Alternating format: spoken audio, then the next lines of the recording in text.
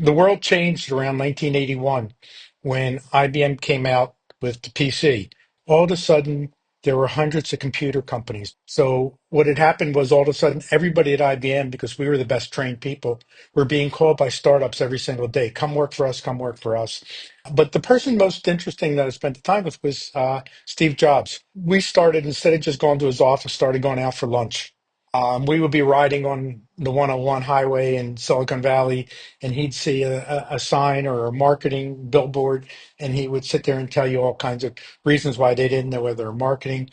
And I remember one time we were having lunch, and he said, most people, they make products for what people need. He said, people don't always buy and rarely buy what they need, they buy what they want.